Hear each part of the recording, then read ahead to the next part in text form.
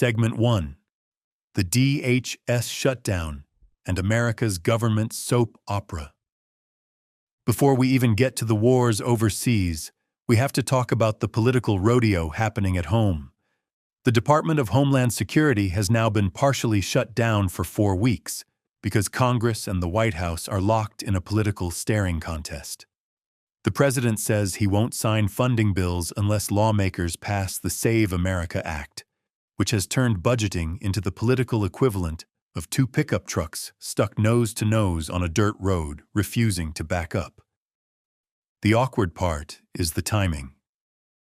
Homeland Security handles border protection, disaster response, and counter-terror coordination, which are things you generally want functioning when the world is already unstable.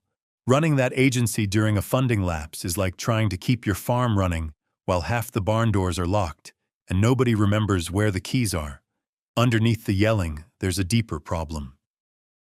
Washington has become addicted to brinkmanship, so budget negotiations now look less like governing and more like professional wrestling promos. The difference is when politicians stage dramatic standoffs, the consequences affect airports, disaster response, and national security instead of folding chairs in a wrestling ring. Segment 2. Immigration warehouses and the logistics of mass detention. While the shutdown fight drags on, another massive policy shift is happening in immigration enforcement. The government plans to convert giant commercial warehouses into detention facilities capable of holding tens of thousands of people. The initiative could create space for more than 90,000 additional detainees, which means these aren't normal detention centers anymore. At that point, you're basically building small cities made of loading docks. The operational plan funnels detainees through smaller processing centers before sending them to huge long-term facilities that can hold 7,000 to 10,000 people each. It's the bureaucratic version of a cattle chute system, except the cattle are human beings caught in the world's most complicated paperwork dispute. At the same time, the administration is preparing to invoke the Alien Enemies Act of 1798 and rolling out a self-deportation smartphone app offering a plane ticket and a small payment to leave voluntarily. It's a strange combination of 18th century law and modern phone technology, like delivering Amazon packages with a horse-drawn wagon. Segment 3. Epic Fury and the world's most expensive gas station. While Washington argues about budgets and warehouses, the Middle East has turned into the world's most expensive gas station. Operation Epic Fury has seen the United States and Israel strike dozens of Iranian military targets, including defenses on Karg Island, which is one of Iran's most important oil export hubs. Officials say roughly 90 targets were destroyed, which is the geopolitical version of trying to remove a raccoon and accidentally demolishing the shed. Iran responded with a massive missile barrage toward Israel, but the real global impact came when Tehran blocked the Strait of Hormuz.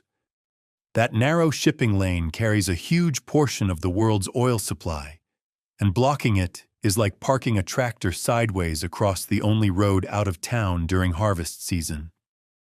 Oil prices jumped around 40% almost immediately, and now the U.S. Navy is preparing to escort tankers through the Gulf.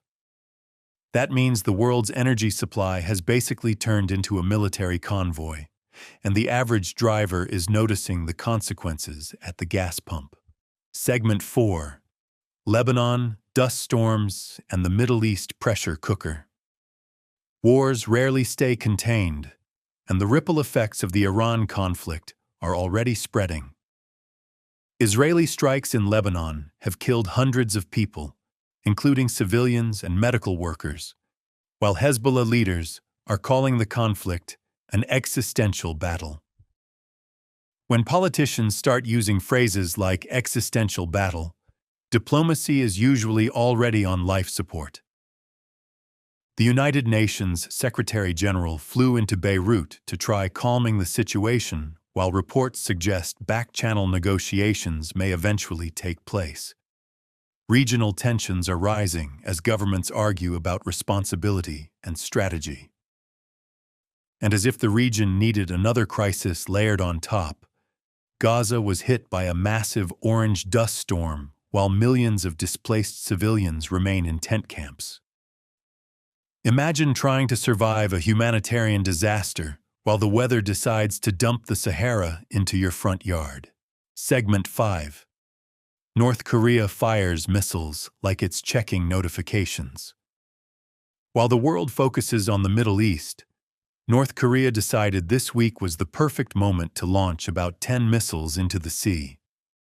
Analysts say the launches were a response to joint U.S.-South Korea military exercises, but the timing also reminds everyone that global security problems rarely happen one at a time. It's basically the geopolitical equivalent of someone firing a shotgun into the air just to make sure the neighborhood remembers they exist. Pyongyang knows the United States is heavily focused on another conflict right now, so missile launches become a way of testing reactions. The quiet reality is that American defense planners have to manage deterrence in multiple regions simultaneously. From the outside, it looks chaotic, but inside the Pentagon, it means juggling several potential crises at once. Segment 6. Markets, TikTok money, and the world's weirdest business deal. Meanwhile, the tech world has produced one of the strangest financial deals in recent memory. The restructuring of TikTok's U.S. operations created a new American-controlled company backed by investors, including Oracle and Silver Lake. As part of the arrangement, the consortium agreed to pay the U.S. Treasury about $10 billion in what officials describe as a facilitation fee. In simple terms, the government collected a multi-billion-dollar tip for helping broker the deal. Analysts are debating whether the new company's valuation properly reflects TikTok's massive American user base. The result is a bizarre intersection of national security, corporate finance, and politics. Social media platforms now sit at the center of international policy debates, which means the fate of a dancing video app can suddenly involve government lawyers and geopolitical strategy. In conclusion, the past few days show how strange the modern world has become.